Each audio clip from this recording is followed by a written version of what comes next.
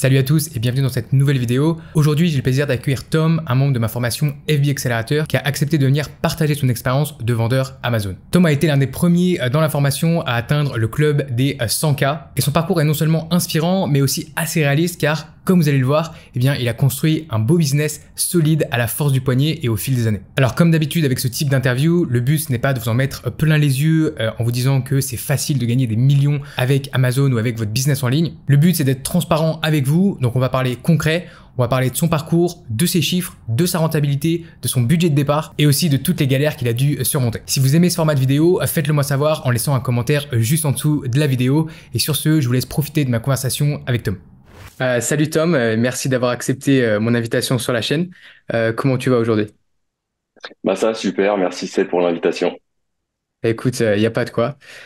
Du coup, je voulais commencer cette interview en te demandant d'abord quelle était ta situation avant de te lancer sur Amazon FBA pour que les gens puissent s'imaginer un petit peu. Alors moi, ça fait à peu près un peu plus de 2 ans et demi que je suis sur Amazon FBA, enfin que je suis vendeur Amazon FBA et avant bah, j'étais salarié comme je pense beaucoup de personnes. Et en fait, je me suis un peu retrouvé salarié par hasard. Enfin, c'est un peu bizarre de dire ça, mais en gros, j'ai fait des études et j'ai toujours voulu en fait être entrepreneur depuis aussi loin que je me souvienne, peut-être même depuis quand j'étais au collège. Limite, je voulais être mon propre patron et c'est toujours quelque chose qui m'a motivé. Et par la suite, par les aléas de la vie, on va dire. J'ai fait des études et je me suis bêtement dit qu'en faisant une école de commerce, c'était la meilleure voie pour devenir entrepreneur. Grosse erreur, grosse erreur. Alors, j'ai rien contre les écoles de commerce. C'est très bien, mais ça forme plutôt à devenir cadre dans des grosses entreprises. Donc, je me suis un peu fondu dans ce moule-là, on va dire. J'ai fait des stages, etc., etc. Et cetera. Et je suis naturellement rentré dans une vie de salarié, dans une grosse boîte où je faisais du marketing, alors que c'était absolument pas que je voulais faire à la base. Donc on se Ok. retrouve quand même on se retrouve dans une situation plus ou moins confortable de salarié et on se dit bon, mon job est pas super, mais la situation est ok. Et au bout d'un moment j'en ai eu marre et j'en ai eu marre pendant le Covid, comme beaucoup de monde je pense. Et à ce moment-là, je me suis posé des questions et j'ai décidé bah je quitte mon travail, ce que je recommande pas forcément d'ailleurs. Et j'en suis venu à devenir bah, vendeur sur Amazon. Ok, donc on va dire le parcours classique du salarié qui a pas vraiment apprécié l'expérience du salariat. C'est Euh, ça.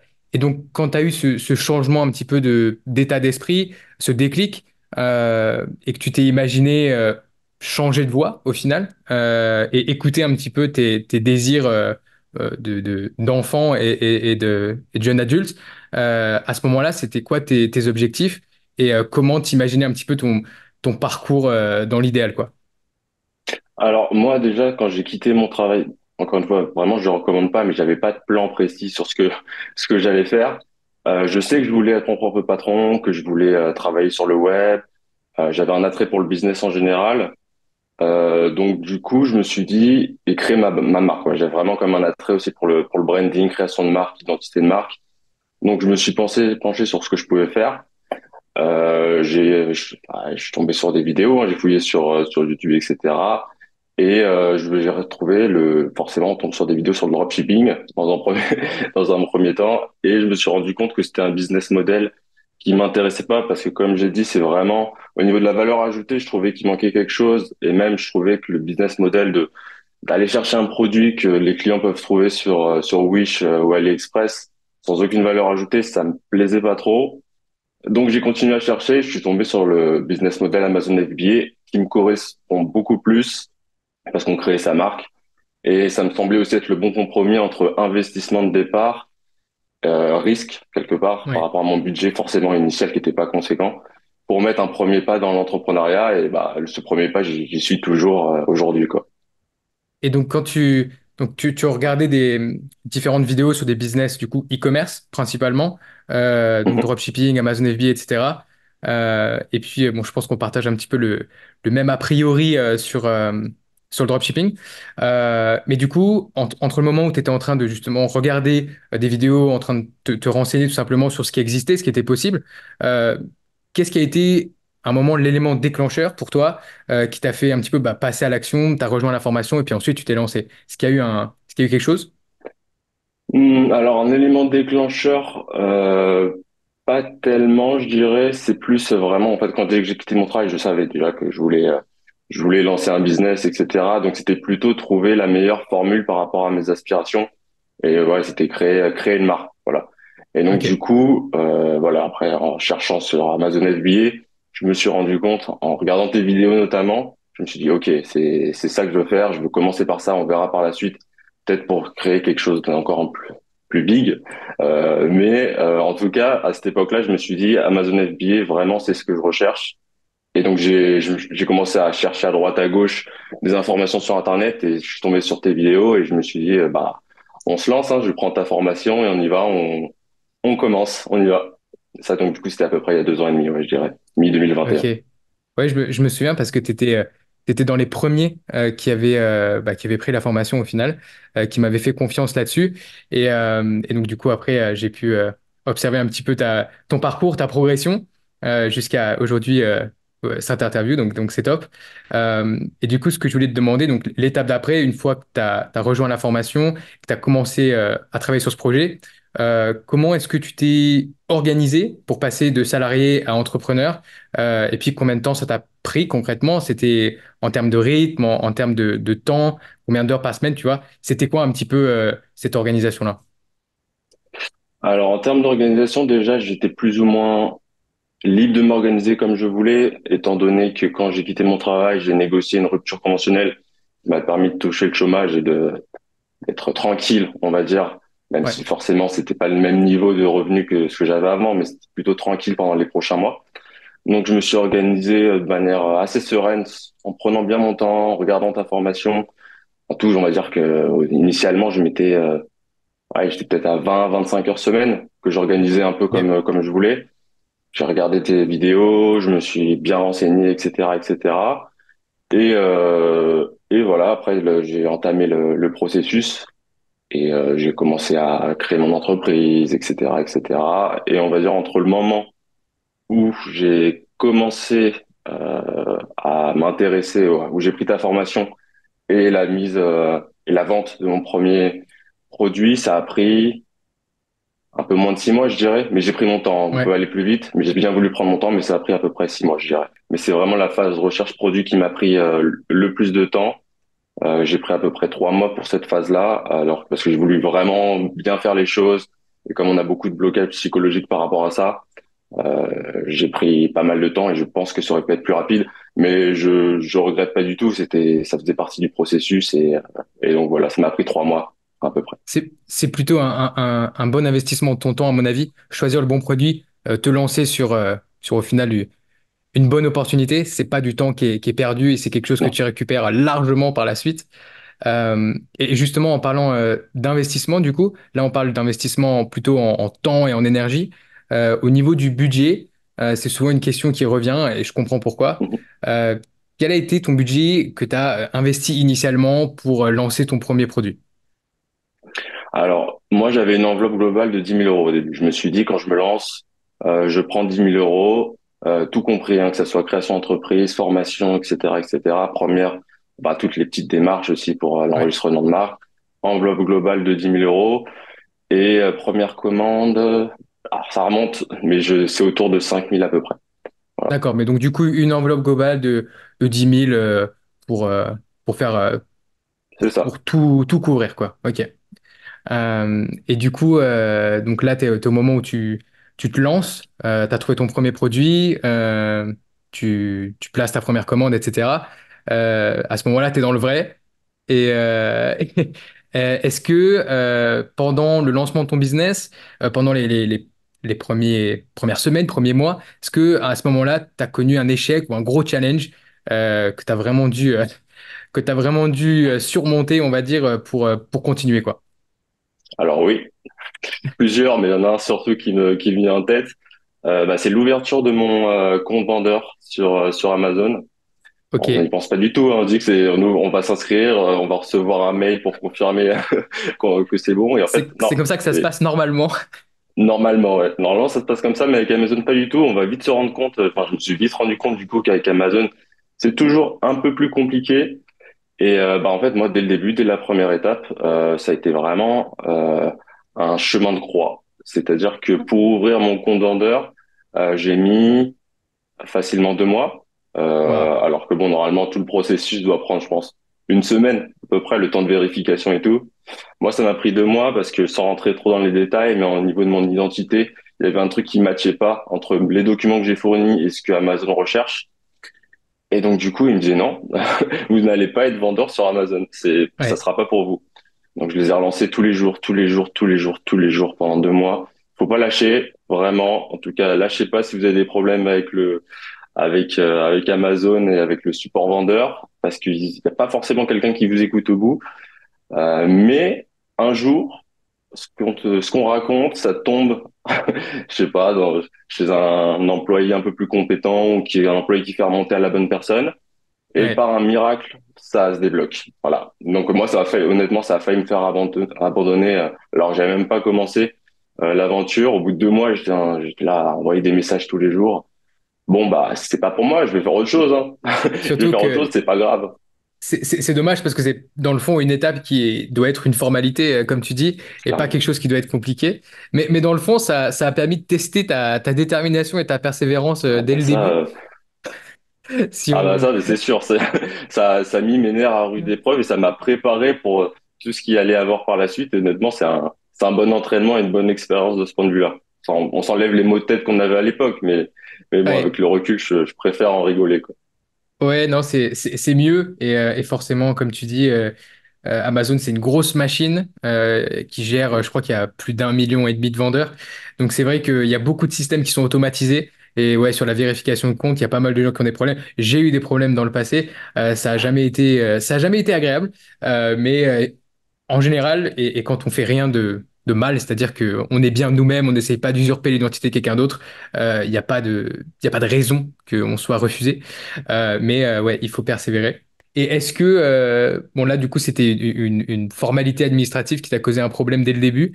Est-ce que ensuite dans ton parcours de vendeur, quand tu t'es lancé sur Amazon, que tu commençais à vendre, déjà quelle sensation ça faisait? Et puis ensuite, concrètement, est-ce que tu as eu des gros challenges plus en termes de vente sur Amazon que tu as que tu eu à surmonter quoi? Alors, déjà, j'ai commencé mes premières ventes. Ma première vente, c'était fin novembre 2021, à peu près. Ok. Donc déjà, sensation incroyable. On fait première vente. Moi, j'ai fait ma première vente, j'avais 0 review sur mon listing. Je venais de me lancer ma première campagne PPC.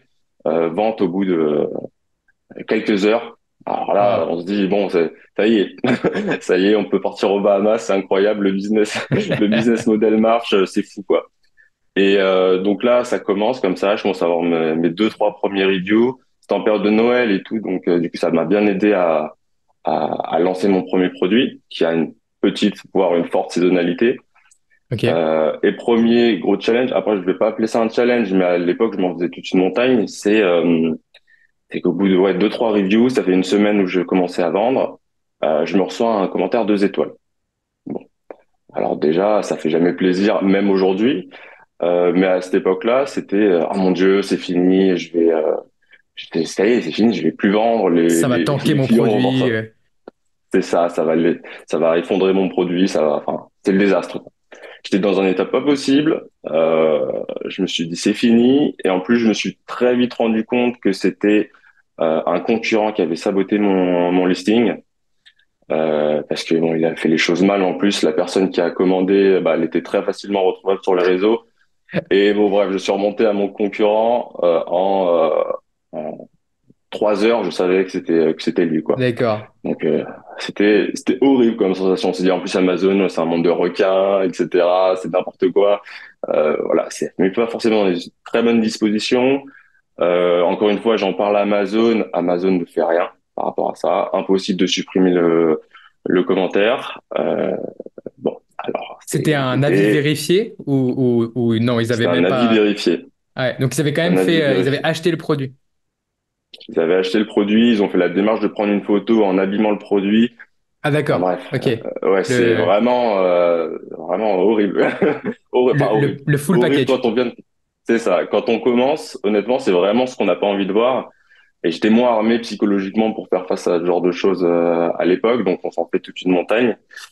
Et je pouvais rien faire. Je pouvais rien faire. Amazon disait que le commentaire ne violait aucune de leurs règles. Donc, euh, donc c'était comme ça et pas autrement.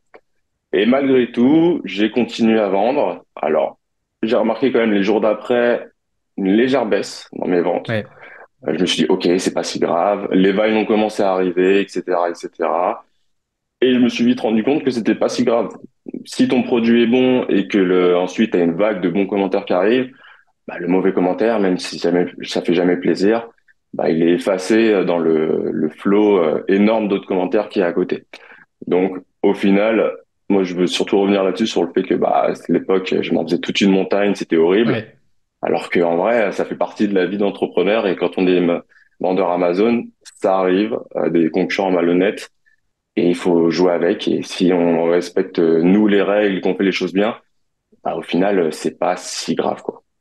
Est-ce que tu as déjà eu un autre, parce que depuis le temps, là, ça fait quoi? Ça fait environ 2 ans maintenant, un peu plus de Ouais, 2 ans du coup que tu vends sur Amazon. On ça fait, enregistre ouais, cette vidéo, pratiquement deux ans et on est demi, en ouais. janvier, Mhm. janvier 2024.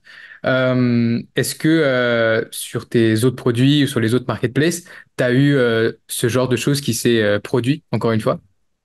En termes de commentaires, tu parles. Alors, je suspecte, je suspecte que c'est arrivé plusieurs fois, mais après, j'ai aucune preuve. Peut-être que je suis tombé sur des concurrents qui faisaient mieux leur travail pour effacer les preuves. Ouais, Mais je pense que ça m'est arrivé plusieurs fois, oui. Mais encore une fois, c'est quand on a des centaines de commentaires. Bon, moi, j'ai pas des centaines, mais j'ai quand même une belle masse de commentaires. Au ouais, final, la proportion reste assez faible. Et si globalement voilà, comme je disais tout à l'heure, si les reviews sont bons à côté, ouais. ça s'efface, quoi. Ça s'efface. Normalement, si le travail a été fait en amont, que le produit est de qualité, que le support client est bon, enfin bref, que tout est bon, normalement, comme tu dis, le volume de commentaires devrait écraser quelques fruits pourris, comme des concurrents peu scrupuleux qui viennent mettre ce genre d'avis. Et d'ailleurs, ces concurrents, tu les as, comment dire, tu les as dépassés dans ta niche et tu les as laissés un petit peu dans la poussière. Dans le rétroviseur, c'est Ouais. ça. Exactement. Bah, le concurrent qui a fait ça sur mon premier produit, bah, aujourd'hui, il le vend même plus. Et ben, Voilà. je vois plus son Tu, listing actif. Voilà. Tu l'as sorti du marché. Bon, bah, comme ça, terminé, C'est ça. bonsoir. Au revoir. Et j'ai pas lâché une seule larme. Tant mieux. Bah, écoute, tant pis pour lui. Et puis, de toute façon, avec ce genre de technique, je pense que c'était pas quelqu'un qui allait aller très loin. Non. Euh, et du coup, ok, donc quelques petites mésaventures, mais je pense que tout ça, globalement, c'est des choses qui font partie Non, peut-être de l'aventure entrepreneuriale.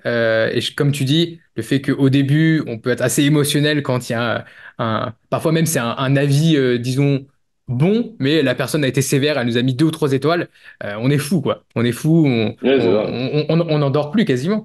Mais aujourd'hui, 2 ans plus tard, bah, du coup, tu as bien progressé, tu as pris quand même pas mal d'expérience en tant que vendeur. Et là, tu viens de réaliser une très belle saison, on va dire. Oui. Est-ce que tu pourrais nous en dire un peu plus du coup sur les résultats que tu as atteints et surtout ce que ça t'a demandé comme travail, comme détermination pour atteindre ce genre de résultats. Et puis si tu peux aussi nous parler quand on dit résultat, forcément on parle du revenu, c'est le plus impressionnant et voilà, c'est ce que tout le monde affiche publiquement, mais aussi forcément ta marge là-dessus, à la fin c'est quand même le bénéfice dans ta poche qui compte quoi. Mm. Alors, petite précision, oui, mon produit, encore une fois, enfin, mais j'ai deux produits en vente actuellement sur Amazon. Je pourrais en avoir plus en 2 ans, mais on pourra en parler éventuellement. Après, pourquoi j'ai seulement deux produits, c'est un choix stratégique de ma part.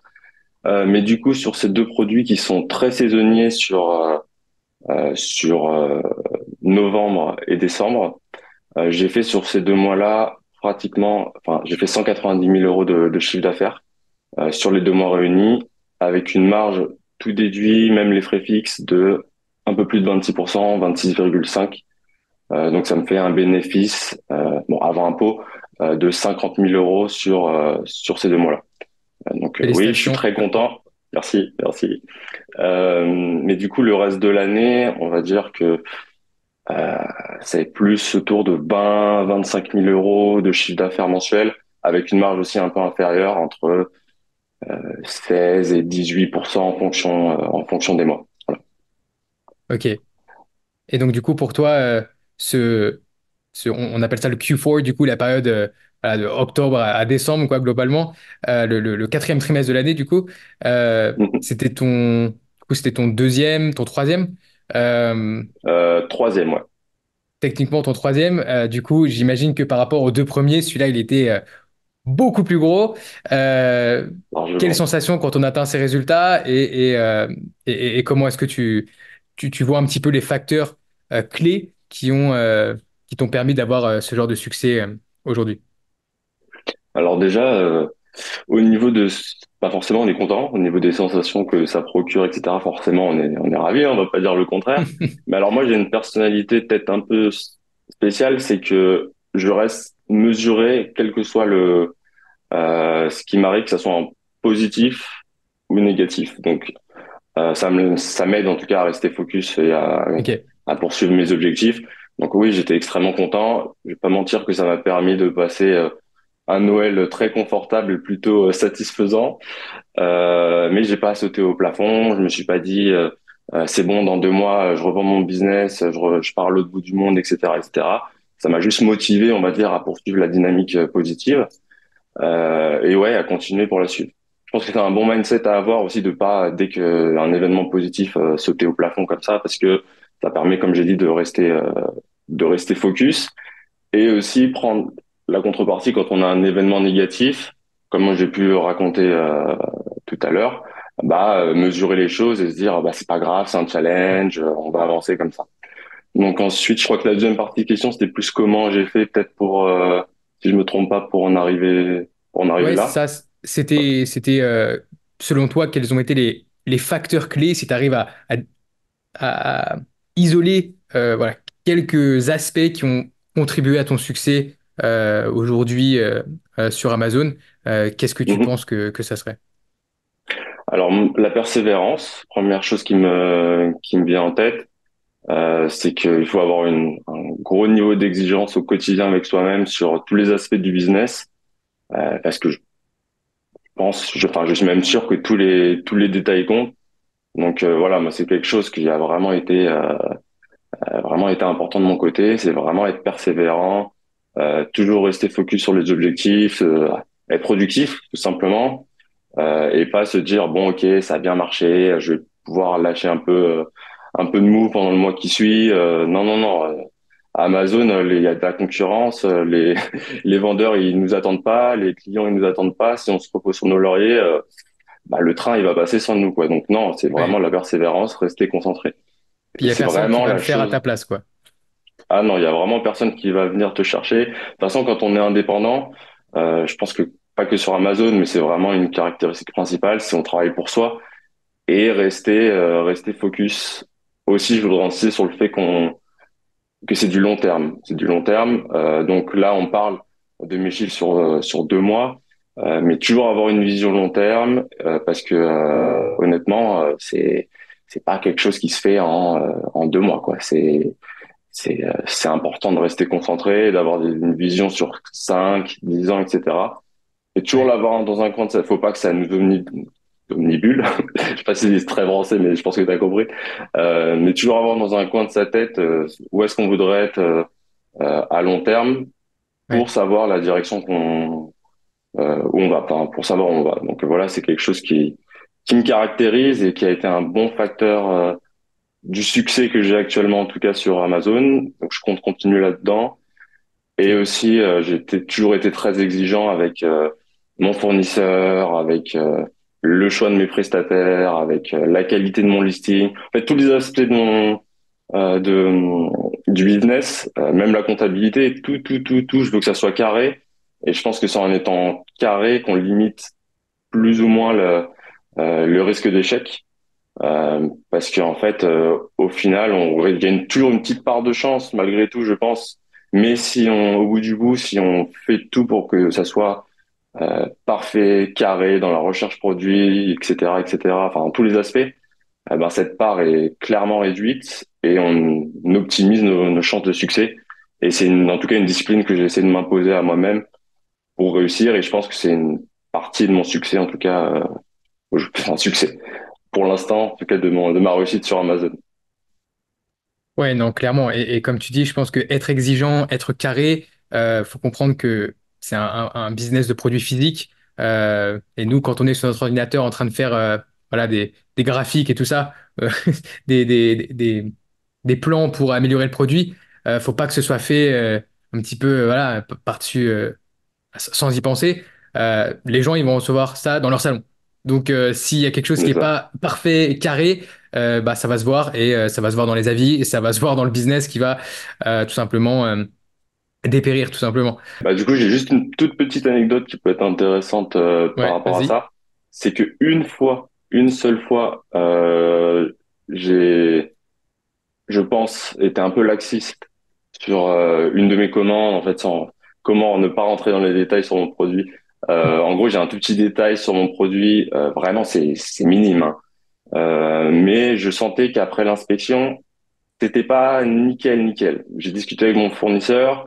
Il m'a dit non, mais c'est normal, y a aucun problème, ça arrive, ça fait partie de la production. Enfin, bref, Ouais, ils m'ont amadoué quelque part. Et moi, j'ai fait bon, ok, ça doit partir. De toute façon, on y va. Alors que clairement, au fond de moi, et c'est la seule fois hein, que ça me l'a fait. Hein, clairement, au fond de moi, je me suis dit, il y a un truc là, peut-être que ça va pas. C'était un détail. Je précise sur le fait que c'était un détail et qu'au final, c'était pas quelque chose qui allait changer à mon business. Et ben, malgré tout, sur ce batch, sur cette commande, bah, j'ai eu beaucoup de clients qui sont revenus, qui m'ont posé des questions sur est-ce que ça c'est normal, etc., etc. J'ai eu un ou deux mauvais avis, enfin mauvais avis pour le, enfin, j'ai pas eu une étoile ou quoi, mais j'ai eu un ou deux mauvais avis qui m'ont remonté ça, alors que c'est un détail encore une fois. Et après coup, je me suis dit, bah voilà, ouais. j'étais peut-être un petit peu laxiste alors que c'est pas très important. Mais les clients, ils vont pas nous louper, quoi. Ils vont pas nous Non. louper sur quel que Il y a, soit le. il y a très très peu de marge de manœuvre et là si c'était un petit détail, peut-être quelque chose de cosmétique ou quoi, tu sais, ça peut passer, tu vas avoir des retours clients et peut-être quelques avis, mais si c'est quelque chose d'un petit peu plus important sur le produit, euh, qui en entrave pas forcément le fonctionnement ou l'utilisation, mais c'est trop, là, ça peut être la fin du produit, tout simplement. Donc, c'est vrai que rester Ah oui. exigeant, faire des contrôles qualité, et bah, je pense que c'est aussi une bonne leçon. Et pour toi, c'était une leçon à moindre frais, on va dire, mais ne rien laisser passer parce que bah, euh, Ah bah mon fournisseur aujourd'hui, je lui en parle tout le temps, hein. Clairement, je lui dis ça. Il faut que faut que tu montes les photos, que ça soit nickel, etc., etc. Ils savent très bien que c'est quelque chose. Maintenant, je suis intransigeant. Et comme je suis un bon client avec les chiffres, forcément, avec les chiffres que je fais et les volumes de commandes que je leur passe, effectivement, maintenant, ils font ultra gaffe, quoi. Ils font ultra gaffe. Donc, ouais, voilà. top. Vraiment, toujours être carré et même imposer ce niveau d'exigence avec ses fournisseurs. Parce que si de toute façon, au final, les fournisseurs, ils s'en fichent aussi de leur côté, je pense que ça veut dire qu'on a trouvé on a un mauvais fournisseur, quoi. Ouais, Donc, ouais, non, ça c'est donc certain. voilà. Trouver les bons fournisseurs, c'est vraiment la clé. Au final, Mhm. ils sont partie intégrante voilà, de la chaîne logistique, hein, et sans eux, on fait pas grand-chose. Donc, je pense que c'est clé. Euh, Et surtout, on leur parle quasiment tous les jours. Donc, au final, s'il y a des mauvaises relations, même d'un point de vue, enfin, ça donne pas forcément envie de se lever le matin et de parler à quelqu'un qu'on apprécie pas forcément. Alors, je dis pas qu'il faut forcément devenir ami avec son fournisseur, mais moi aujourd'hui, je m'entends très bien avec eux et c'est même un plaisir de parler avec eux et je pense que c'est important d'être sur la même longueur d'onde avec les fournisseurs qu'on trouve. Absolument. Et c'est ce que je conseille toujours, c'est vraiment de ne pas traiter ces relations avec les fournisseurs comme vraiment du transactionnel, envoyer des mails très froids. Même si c'est quelqu'un qui est à l'autre bout du monde et qu'on a peut-être jamais rencontré encore, c'est quand même une relation qui est spéciale, qui doit être un petit peu chouchouté d'une Mhm. manière. Et je pense que si quand on comprend un petit peu la mentalité, bon, là je vais dire chinoise, parce qu'en général, dans la majorité des cas, on va avoir des fournisseurs qui vont être en Chine. Quand on comprend un petit peu la mentalité, comment ils fonctionnent là-bas, l'importance du relationnel, c'est une culture qui est différente de la nôtre en tant qu'Européens. Et là, c'est vraiment quelque chose à prendre en compte. Donc, je pense que ça peut que améliorer les choses dans nos business à nous, Ah quoi. oui, c'est certain. C'est certain. Et même les fournisseurs, comme tu dis, la plupart du temps, on se fournit en Chine. Donc, les fournisseurs chinois sont très attachés, en tout cas, ce que j'ai remarqué des échos que j'ai eus, sont très attachés au relationnel qui, qu'ils créent avec leurs clients, etc. Et ils vont toujours privilégier une relation de confiance, etc. dans le business, et c'est quelque chose de très important pour eux. Et même des petits détails, mais moi personnellement, quand ça s'est bien passé, là je vais le faire encore parce que j'ai eu deux très bons mois. Bah j'ai envoyé un petit cadeau par exemple l'année dernière sur mon. C'est des petites attentions comme ça, mais qui touchent, qui les touchent.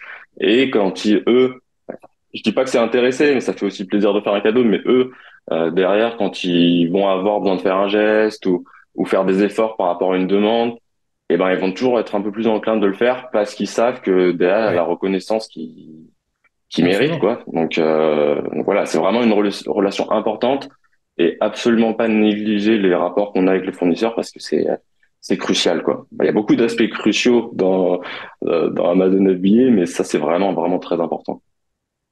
Je vais te poser une question aussi, un petit peu plus globale, du coup, un petit peu plus, voilà, sur ta vision un petit peu des choses aujourd'hui, plus de 2 ans après ton lancement.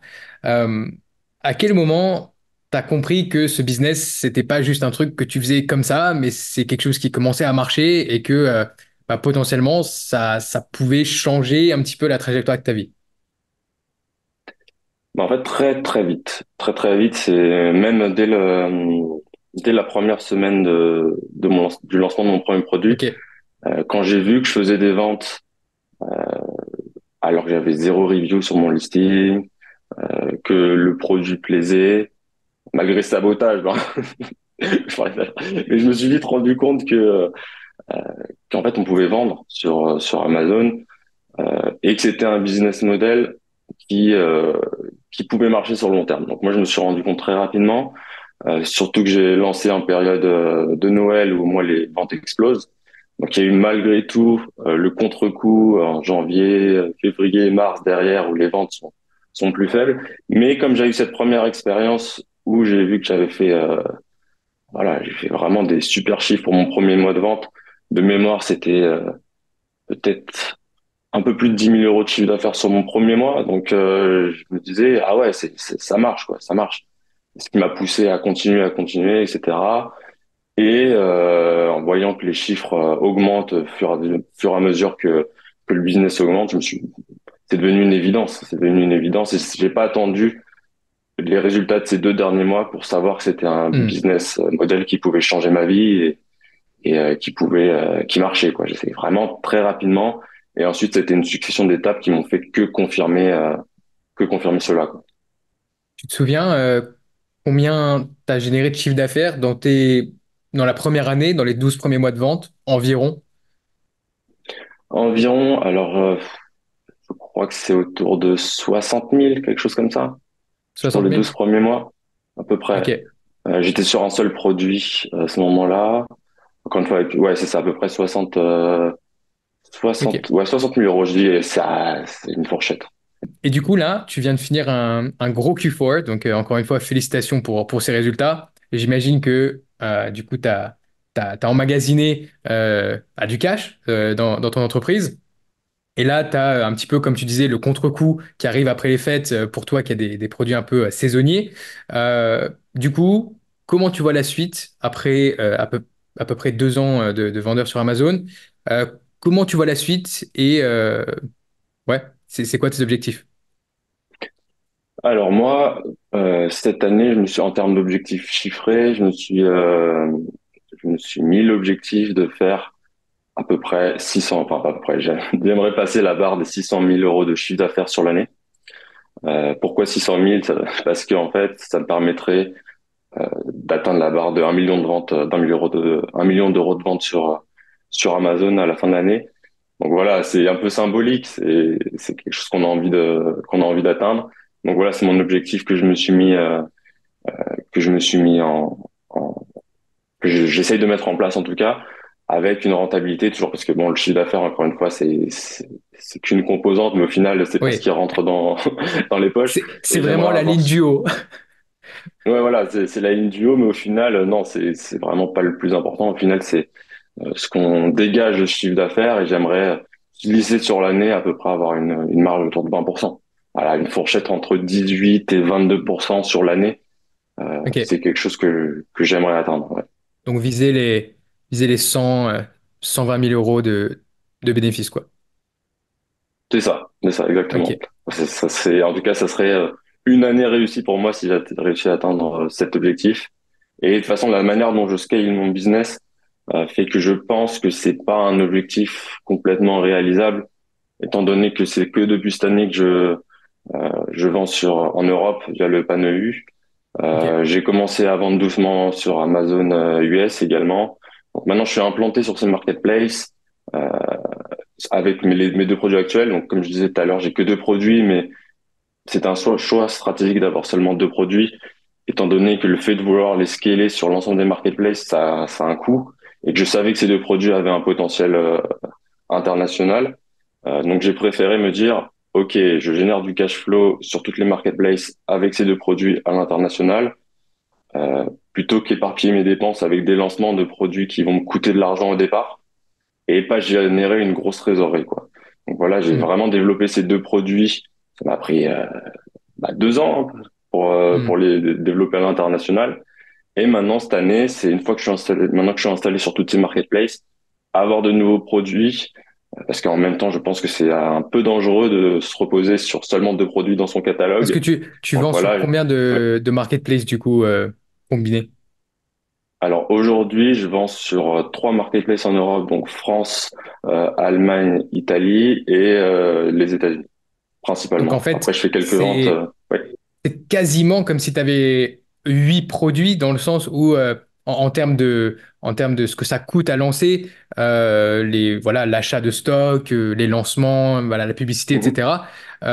Forcément, quand tu vas lancer un produit existant en France, mais en Allemagne ou aux États-Unis, tu fais ce choix-là, c'est stratégique, mais en même temps, c'est un petit peu comme si tu lançais, à la place, tu aurais pu lancer un autre produit, c'est ça que je veux dire. Oui, bien sûr, exactement. Bah oui, t'as très bien résumé. C'est exactement ça. Non, ouais, aujourd'hui, je suis sur ces quatre marketplaces principales. Et pour l'avenir, il y a UK que je suis en train d'essayer de lâcher les démarches administratives en ce moment. C'est encore un peu neuf aux États-Unis, donc j'essaie vraiment de développer cette marketplace. Il y a beaucoup de challenges là-bas, mais au final, c'est celle qui fait le plus briller, enfin celle qui fait le plus rêver en tout cas.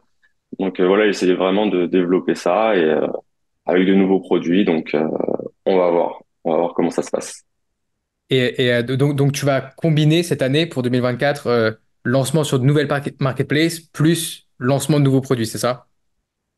C'est ça, exactement. Donc bien consolider ma place avec mes deux produits actuels et la renforcer même dans certaines marketplaces, pénétrer le marché UK avec ces deux produits et comme tu dis, ouais, avec faire ces lancements. J'ai quatre produits en tête aujourd'hui sur l'année. Donc ça serait top si j'ai quatre nouveaux produits. On va voir. Aujourd'hui, j'ai cette shortlist de produits. On va voir ce qu'on va en faire. Peut-être que ça va. Je vais pas lancer les quatre, mais voilà, c'est où j'en suis aujourd'hui en tout cas.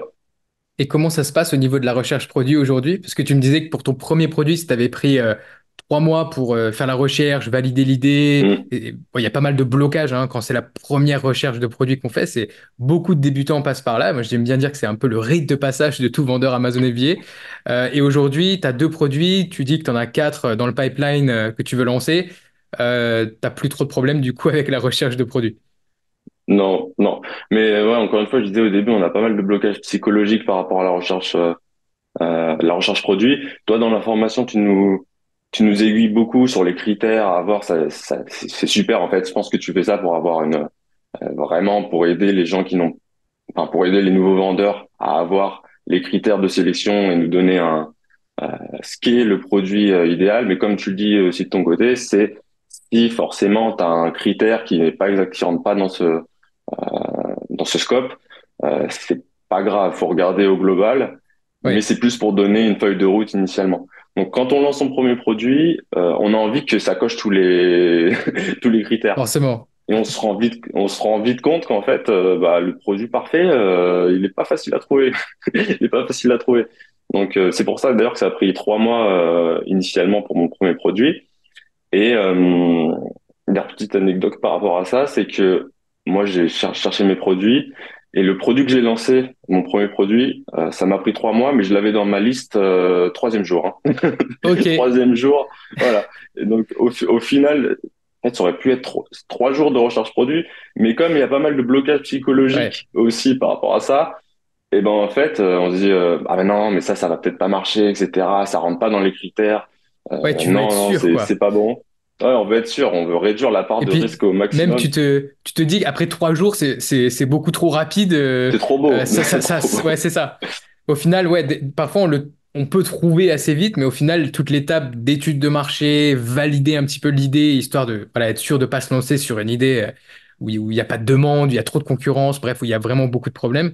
Effectivement, c'est ce que j'essaie de faire au maximum dans la formation, c'est d'éviter ces grosses erreurs-là et vraiment d'aiguiller au maximum, surtout quand on se lance et on arrive dans l'univers d'Amazon, il y a peut-être des centaines de milliers, peut-être des millions de produits.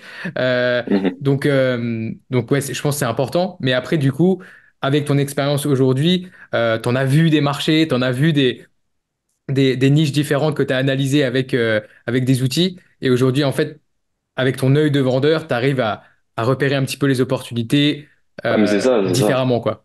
Ouais, En fait, au final, je dirais que même que tu as un œil beaucoup plus fin par rapport à l'expérience tout simplement qui rentre, ouais, l'expérience qui rentre et au final, on arrive à trouver les opportunités beaucoup plus facilement et on a plus ces blocages psychologiques qu'on a initialement. Donc voilà, j'ai pris 3 mois pour le premier.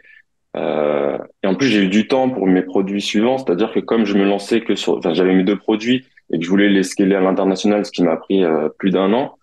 Bah en fait, pendant ce temps-là, moi, je restais quand même actif sur la ouais. recherche produit. Tu te Je crées une fouillais sur liste. Amazon. C'est ça, j'avais un fichier où je notais, mais pas forcément en me disant c'est sûr que je le lance et qu'il y a une opportunité incroyable là-dessus. Mais je me faisais une liste, je notais OK ce produit, je le mets dans ma liste et le jour où je lance mes nouveaux produits, je regarde cette liste et j'analyse plus en profondeur. Donc ce qui fait qu'il y a un mois, quand je me suis dit OK, on va commencer à voir vraiment les nouveaux produits que je vais lancer, bah, j'ai pris cette liste et j'ai j'ai supprimé les opportunités une à une parce que j'avais une liste de 50 Ouais. produits hein, à ce moment-là. C'est-à-dire que j'étais vraiment plus bloqué dans ma recherche, ma recherche. Et donc, ouais, j'avais une liste de 50 produits et là, il a fallu juste les supprimer. Et je suis arrivé au schéma inverse, c'est que aujourd'hui, c'était même difficile de supprimer certains produits tellement qu'on a envie d'en lancer. Alors voilà, il faut se calmer un petit peu, se L'embarras du raisonner, quelles choix. sont les meilleures opportunités. C'est ça, c'est l'embarras du choix. C'est que, alors oui, c'est difficile la recherche produit. Oui, je pense que c'est plus difficile qu'il y a 5 ans, mais si on cherche bien et avec l'expérience par rapport à ça, les opportunités, elles sont là et elles sont là par dizaines, centaines encore, et voir vraiment sur toutes les marketplaces, parce qu'une opportunité qui peut être en France ne le sera pas forcément aux États-Unis ou en Allemagne et vice-versa. Donc Et si au inversement, début ouais, on a, ouais. c'était ça, ouais. Si on cherche exclusivement sur la marketplace française et qu'on trouve pas, se dire bah pourquoi pas regarder en Allemagne? Ouais, pourquoi pas regarder en Allemagne? Aujourd'hui, je fais une recherche que focus sur l'Allemagne et au final, Ouais. bah, ça vient et les opportunités sont là, quoi. Il y en a toujours et forcément quand on sait chercher, euh, eh bien, euh, eh bien il y en a encore beaucoup. Il y en a même de Ouais, nouvelles ouais. qui se créent, je pense, un petit peu enfin ça roule quoi, tu vois. Au fil de l'eau, ouais, Euh, clairement. du coup, on arrive doucement à la fin de notre conversation. Aujourd'hui, si tu devais résumer ton aventure sur Amazon, euh, qu'est-ce que tu dirais? Quel sentiment te viendrait? Je sais qu'on enfonce un petit peu des portes ouvertes, mais voilà, pour résumer un petit peu. Alors, pour résumer, je voudrais dire que c'est une expérience très enrichissante. Au-delà du fait que on fait tout ça pour gagner sa vie d'une manière différente que le modèle classique du salariat, c'est vraiment enrichissant. On apprend plein de choses. Moi, j'ai appris plein de choses, même si j'étais pas dans l'univers du business, mais comme je travaillais en marketing avant, c'était quelque chose qui m'intéressait. Mais tant qu'on n'a pas les mains dans le cambouis, comme on dit, bah on n'apprend pas de manière aussi efficace. Donc ouais, dans la relation fournisseur, dans la manière, dans le business international, même dans l'import-export. Non, aujourd'hui, je suis capable de parler avec n'importe qui, c'est avec des termes qui sont incompréhensibles pour la plupart des gens. Et j'adore, moi aussi, le fait d'apprendre toujours de nouvelles choses, d'avoir plein d'aspects à gérer et que ça soit pas routinier. Je trouve ça très épanouissant aussi euh, dans, dans le métier. Et c'est quelque chose que j'adore et qui m'a beaucoup apporté aujourd'hui. Et voilà, enfin, sinon ce que je devrais retenir comme leçon, c'est vraiment la persévérance. Encore une fois, c'est que va y avoir des obstacles. Ça fait partie intégrante du métier d'entrepreneur, parce que c'est pas que propre à Amazon, hein, du métier d'entrepreneur en général. C'est vraiment la persévérance et rien lâcher, quoi. C'est si on veut quelque chose, il faut s'en donner les moyens, rien lâcher, travailler. Et Ouais, c'est il ça. n'y a pas de secret, hein. On vend beaucoup de rêves aujourd'hui sur Internet en disant vous allez travailler 1 heure par jour pour gagner 10 000 € par mois avec ce business model en vendant des NFT ou j'en sais rien.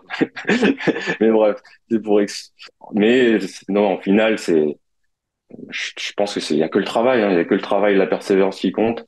Et voilà. Je pense que ça nous cadre bien et Ok. Amazon est très bien pour ça, pour se former, pour progresser. Bon, c'est cet Ouais. aspect-là. Ce que j'aime bien dire, une phrase que j'aime bien, c'est qu'en gros, quand on est entrepreneur, c'est que des problèmes. Et ce qu'il faut, c'est juste trouver les problèmes qu'on aime bien résoudre et sur lesquels on est plutôt pas mauvais, quoi. C'est ça, exactement. C'est très bien résumé. Et du coup, le mot de la fin, voilà, si tu devais donner des conseils, disons un conseil euh, à ceux qui se lancent, euh, qu'est-ce que ça serait? Ça peut être quelque chose sur leur mindset, ça peut être quelque chose, un détail technique.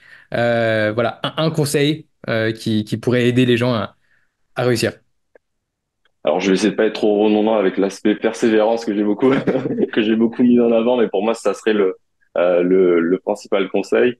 Mais c'est d'avoir une vision long terme sur le business euh, et ça toujours avoir en mémoire pourquoi on fait ça et la vision qu'on aura nous dans plusieurs années, quoi. C'est Ouais, vraiment c'est important d'avoir toujours ça en tête pour savoir où on va, pour savoir pourquoi on fait les choses euh, et le jour où il y a un coup, parce que comme on disait, il y a forcément des coups durs dans le business et le jour où on a un coup dur, bah, se rappeler ça et ça permet aussi de se dire bah on y va quoi, on lâche pas, on continue, ça va finir par payer.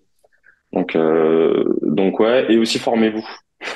Un point de vue un peu plus pragmatique, c'est que moi aussi j'étais euh, dans le mindset que je pouvais tout apprendre tout seul. J'ai besoin de personne. Je suis meilleur que tout le monde. J'ai absolument besoin de personne pour vendre sur Amazon. Mais alors, dans les faits, les informations sont trouvables, mais rien qu'au niveau du temps gagné par le fait de se former, euh, c'est c'est c'est c'est énorme. Enfin, je veux dire, Hmm. il n'y a pas mieux, quoi. Il n'y a pas mieux par rapport à ça, étant donné que le temps qu'on perd en cherchant de l'information à droite à gauche, les erreurs potentielles qu'on peut faire parce qu'on a oublié un aspect euh, du euh, un aspect important du business parce qu'on n'y a pas pensé tout simplement, bah, le fait de se former, eh ben, on fera plus cette Ouais, erreur tout simplement. Donc forcément. c'est important. Je veux pas forcément, je veux pas que ça paraisse pour un message de propagande par rapport à ton à, à ton programme, mais en tout cas moi je sais que ça m'a énormément aidé et quelque part j'en serais pas là parce que aujourd'hui sans la formation parce que ça m'a donné une feuille de route.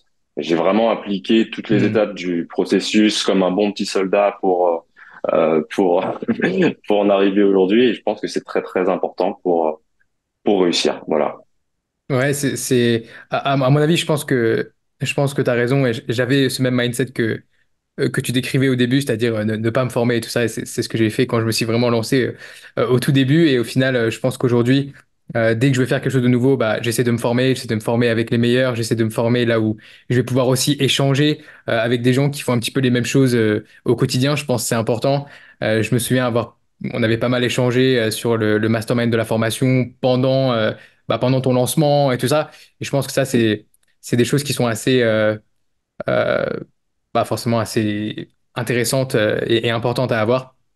Mais en tout cas, merci. Oui, effectivement, juste pour dernière petite précision par rapport au mastermind, effectivement, ton groupe Discord, c'est aussi quelque chose de super important parce qu'on a quand même une belle communauté via ce groupe.